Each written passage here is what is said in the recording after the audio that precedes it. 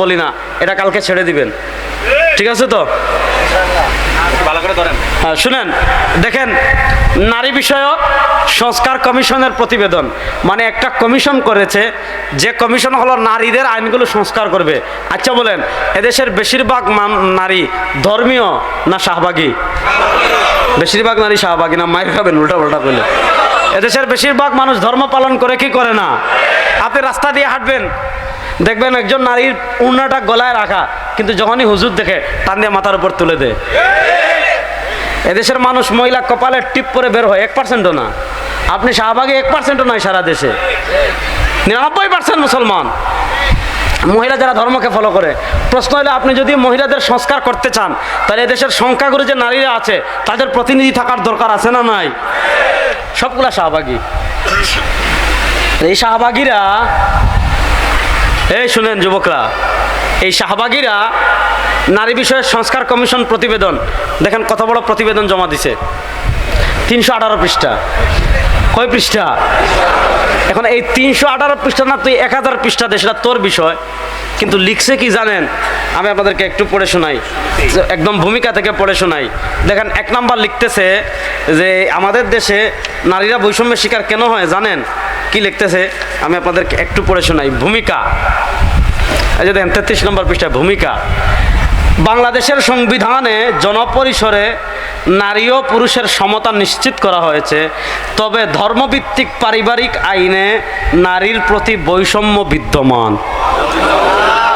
অর্থাৎ ইসলামের যে পারিবারিক আইন, ধর্ম, এই ইসলামের পারিবারিক আইনে নাকি নারীর প্রতি বৈষম্য বিদ্যমান। আচ্ছা, কেউ যদি বলে ইসলামে নারীর প্রতি বৈষম্য আছে, ইসলাম নারীর প্রতি বৈষম্য করেছে, এর ইমান আছে না গেছে?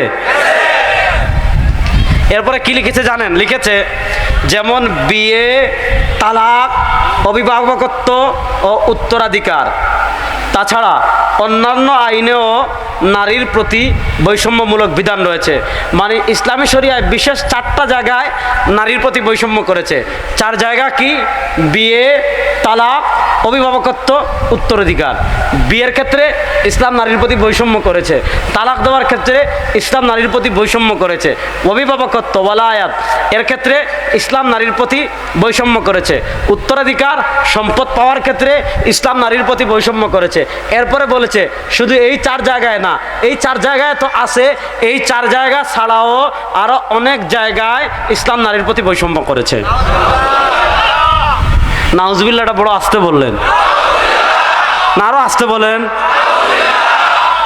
এরপরে এই হারামজাদিরা কি লিখছে শুনেন,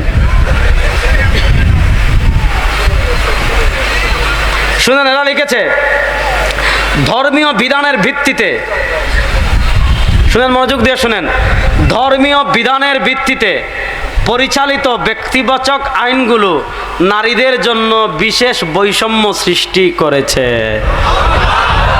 এই যে নারীর যে পারিবারিক আইন আছে না আমাদের দেশে ইসলামের, এগুলো নারীর প্রতি বৈষম্য তৈরি করেছে, এটা লিখছে এখানে। এবার আরেকটু শুনেন, আরেকটা আমি আপনাদেরকে পড়ে শোনাই।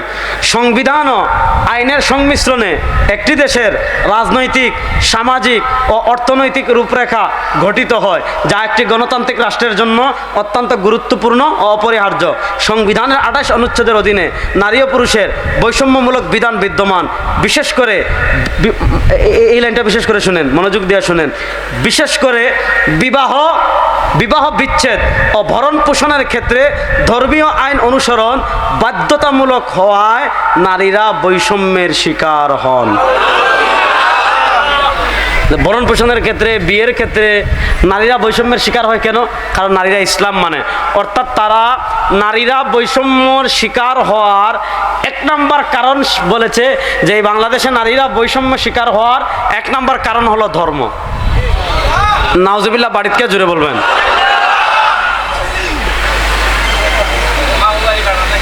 হ্যাঁ কাকা দাঁড়াইয়া জুড়ে বলেন, দাঁড়াইয়া বলেন, কি বলছেন জুড়ে বলেন, ভয় পান কেন?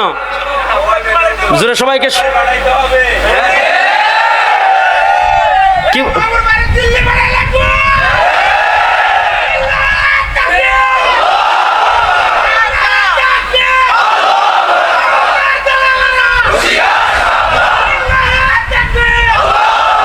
এখন বুঝছেন? আমরা প্রফেসর ডক্টর ইউনূস সাহেবকে বলবো, আপনি প্রধান উপদেষ্টা হয়েছেন, কিন্তু মনে রাখবেন 2024-এর জুলাই আগস্টের গণবিপ্লব যদি না হতো, হাসিনা আপনার লিফট বন্ধ করে একতলা থেকে আটতলায় তুলতো আর নামতো। আপনার এতদিন রায় হয়ে হয়তো কারাগারেও যাওয়ার সম্ভাবনা আপনার ছিল। 2024-এর জুলাই আগস্টের গণবিপ্লব কারা করেছিল আপনি ভুলবেন না। রক্ত দিয়েছে আবু সাঈদ, রক্ত দিয়েছে মুগ্ধ, রক্ত দিয়েছে তাহমিদ, রক্ত দিয়েছে ওয়াসিম, রক্ত দিয়েছে হাজার হাজার মুসলমান। আপনি এটা ভুলবেন না।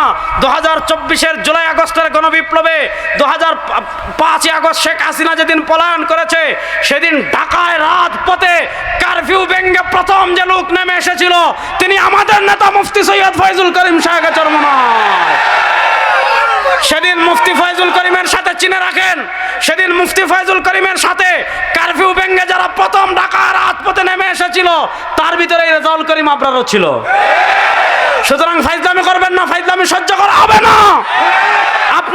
আপনাকে আমরা সম্মান করি, আপনি রাষ্ট্র পরিচালনা করেন, এটা আমরাও চাই, কারণ আপনি ভালো রাষ্ট্র পরিচালনা করতেছেন, ঠিক না বেটি? কিন্তু আপনি রাষ্ট্র পরিচালনার নামে আপনার পাশে এই যে নাস্তিকরা ভারতের আধিপত্যবাদকে প্রতিষ্ঠা করতে চাচ্ছে, স্পষ্ট ভাষায় মেসেজ দেই, এই নারী বিষয়ক সংস্কার কমিশন প্রতিবেদন অতি শীঘ্রই বাতিল করতে হবে। এই দাবির সাথে কারা কারা একমত? আচ্ছা বলেন, যারা এই আকীদা লালন করবে যে ধর্ম বিবাহের ক্ষেত্রে, ধর্ম আকদের ক্ষেত্রে, তালাকের ক্ষেত্রে, ধর্ম আপনার সম্পত্তি ভাগের ক্ষেত্রে, ধর্ম অভিভাবকত্বের ক্ষেত্রে নারীর সাথে বৈষম্য করেছে, তারা মুসলমান না নাস্তিক? বলেন, তারা মুসলমান না নাস্তিক? ওই নাস্তিকতাবাদী আইন বাংলাদেশে আগে যারা রচনা করার সাহস করেছে, দিল্লি মামুর বাড়ি চলে গিয়েছে, সামনে যারা করবে তারাও দিল্লি মামু বাড়ি যাবে, বাংলাদেশে জায়গা হবে না।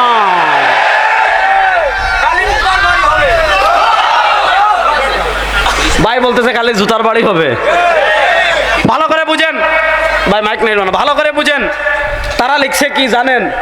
তারা লিখছে হইল যে যারা বেশ্যাগিরি করে এদেরকে শ্রমিকের মর্যাদা দিতে হবে। যারা ফকেট চুরি করে এদেরকে শ্রমিকের মর্যাদা দেন, কারণ সে একটা গুরুত্বপূর্ণ কাজ। কি পরিমাণ কষ্টের কাজ, একজনের পকেট কেটে চুরি করে আনা রিক্স আছে না নাই? কষ্ট আছে না নাই? এদেরকেও দেন শ্রমিকের মর্যাদা, ডাকাতদেরকেও দেন, ঠিক কিনা? তাহলে বোঝা গেল ডক্টর ইউনূস সাহেব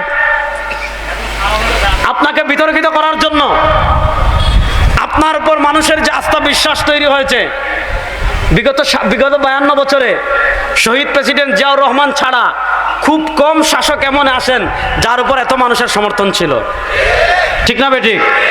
এত এই যে আপনার বিপুল সমর্থিত, আপনি যে বিপুল জনসমর্থন অর্জন করেছেন, ইন্ডিয়ার দালালদের সেটা সহ্য হচ্ছে না। এজন্য আপনাকে বিতর্কিত করার জন্য এগুলা করছে। আমরা আপনার পাশে ছিলাম, আছি, থাকবো, কিন্তু প্রশ্ন হলো কোরআনের বিরুদ্ধে আমার বাপ গেলে বাপকেও ছাড়বো না, আপনি গেলে আপনাকেও ছাড়া হবে না।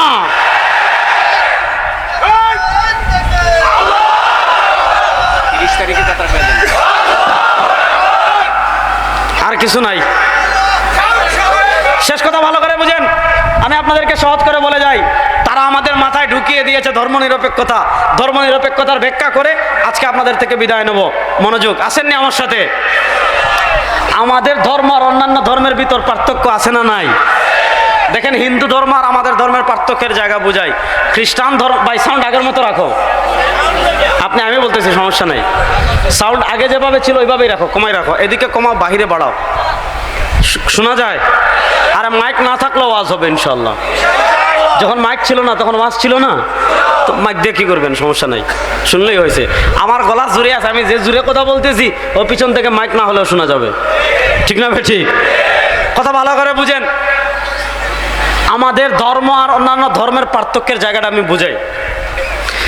হিন্দু ধর্ম অনুষ্ঠান নির্ভর ধর্ম, খ্রিস্টান ধর্ম অনুষ্ঠান নির্ভর ধর্ম। হিন্দু ধর্ম অনুষ্ঠান নির্ভর ধর্ম কেমনে জানেন?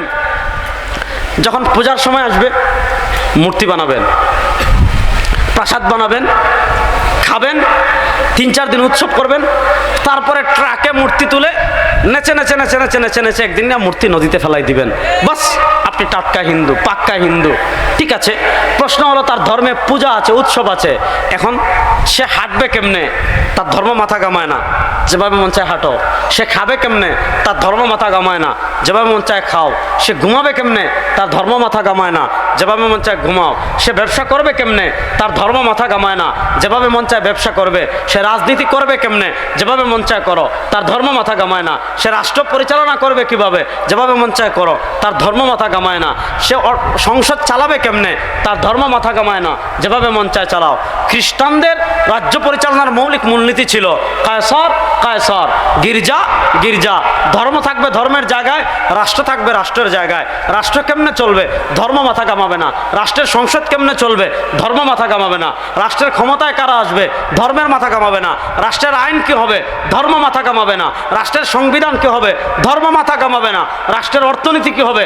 ধর্ম মাথা কামাবে না। তাহলে ধর্ম কোথায়? খ্রিস্টানরা বলে গির্জায়, হিন্দুরা বলে মন্দিরে। এর বিপরীত আমাদের ইসলাম। আমি হাঁটবো কেমনে? ইসলামে আছে না নাই? জোরে বলেন। আমি খাবো কেমনে? ইসলামে আছে না নাই? আমি ঘুমাবো কেমনে? ইসলামে আছে না নাই? আমি বাথরুমে যাবো কেমনে, বের হবো কেমনে? ইসলামে আছে না নাই? আমি ব্যবসা করবো কেমনে? ইসলামে আছে না নাই? আমি রাজনীতি করবো কেমনে? এটা ইসলামে নাই। জোরে বলেন। আমি রাজনীতি করবো কেমনে? ইসলামে আছে না নাই? আমি সংসদ চালাবো কেমনে? ইসলামে আছে না নাই? আমি হাইকোর্ট সুপ্রিম কোর্ট চালাবো কেমনে? ইসলামে আছে না নাই? আমি রাষ্ট্র চালাবো কেমনে? ইসলামে আছে না নাই? এবার আমাদের মাথায় ঢুকাই দিয়েছে ধর্ম নিরপেক্ষতা। মানে বলে ধর্ম থাকবে ঘরে, বলে ধর্ম থাকবে মসজিদে, ধর্ম থাকবে খানকায়, রাষ্ট্রে ধর্মের কোনো দরকার নাই। এই চিন্তা আমাদের না খ্রিস্টানদের? এই চিন্তা আমাদের না হিন্দুদের? তাহলে রাষ্ট্র কেমনে চলবে? ইসলামে আছে না নাই? রাষ্ট্র একবার ইসলাম অনুযায়ী চলক, এই দাবির সাথে কারা কারা একমত আছেন ইনশাআল্লাহ? বাংলাদেশের সংবিধান একবার কোরআন অনুযায়ী হোক, এই দাবির সাথে একমত আছেন না নাই? শেষ মেসেজ দিয়ে যাই, পৃথিবীর দিকে দিকে বিপ্লবের ঢেউ উঠেছে। সেটা ইসলামী বিপ্লব আফগানিস্তানে হয়েছে, সিরিয়ায় হয়েছে, আফ্রিকায় হচ্ছে। বাংলাদেশের মুসলমান প্রস্তুতি নেন, সময় আর বেশি দিন বাকি নয়। বাংলাদেশের সংসদে ইসলামের বিজয় হবে, কালেমার বিজয় হবে, কোরআনের বিজয় হবে, হবে ইনশাআল্লাহ। শুনেন, আমরা বহুকে দেখেছি, আর আমরা কোন তন্ত্রমন্ত্রের দিকে যেতে চাই না। এবার সব আলেমরা ঐক্যবদ্ধ হবেন, সব ইসলামী রাজনীতিবিদ ঐক্যবদ্ধ হবেন, সব ইসলামের নেতৃবৃন্দ ঐক্যবদ্ধ হয়ে আপনাদেরকে আহ্বান করবেন, no democracy, no nationalism, no আপনার ধর্মনিরপেক্ষতাও না, আর কোন তন্ত্রমন্ত্র না। একবার পরীক্ষামূলক ইসলামকে বিজয় করব, প্রস্তুত আছেন না নয়? আল্লাহ তাআলা ইসলামের পক্ষে কাজ করার তৌফিক দান করুন। আল্লাহ তাআলা দিন বিজয়ের মেহনতে শরীক হওয়ার তৌফিক দান করুন। চূড়ান্ত লড়াইয়ের প্রস্তুতি নেন। ভারতের আধিপত্যবাদী শক্তির বিরুদ্ধে লড়াই হবে, ইসরায়েলের ইহুদি শক্তির বিরুদ্ধে লড়াই হবে ইনশাআল্লাহ। সময় আর বেশি দিন নয়, ইসরায়েলকে কুত্তা পিটা করে বাইতুল মাকদিস আবার বিজয় হবে। সেই চূড়ান্ত লড়াইয়ের জন্য যুবকরা এখন থেকে প্রস্তুত আছেন? মুরব্বীরা প্রস্তুত আছেন? ইনশাআল্লাহ সময় আর বেশি দিন বাকি নাই। আমাদেরকে কেউ হারাতে পারে নাই। আফ্রিকা, ইসরায়েলও পারবে না, আমেরিকা পারবে না, ভারতও পারবে না। আল্লাহ তাআলা দিন বিজয়ের মেহনতে শরীক হওয়ার তৌফিক দান করেন। আবার দেখা হবে, কত হবে না সব তোফা মিনাল্লাহ। আগামী 30 তারিখ জাতীয় উলামা মাশায়েখ আইম্মা পরিষদের উদ্যোগে এই নারী বিষয়ক সংস্কার কমিশন এটার বাতিল এবং আমাদের করণীয় শীর্ষক জাতীয় সেমিনারের আয়োজন করা হয়েছে। আমাদের নেতা মুফতি সৈয়দ রেজাউল করিম পীর সাহেব চরমোনাই থাকবেন, বাংলাদেশ জামাত ইসলামের আমির থাকবেন, আমাদের খেলাফত মজলিসের আল্লামা মামুনুল হক থাকবেন, বাংলাদেশ খেলাফত মজলিসের আহমদ আব্দুল কাদির সাহেব থাকবেন, জমিয়তুল ইসলামের মঞ্জুরুল ইসলাম আফেন্দি সাহেব থাকবেন, আরও জাতীয় নেতৃবৃন্দ থাকবেন, মাওলানা সাখাওয়াত হোসেন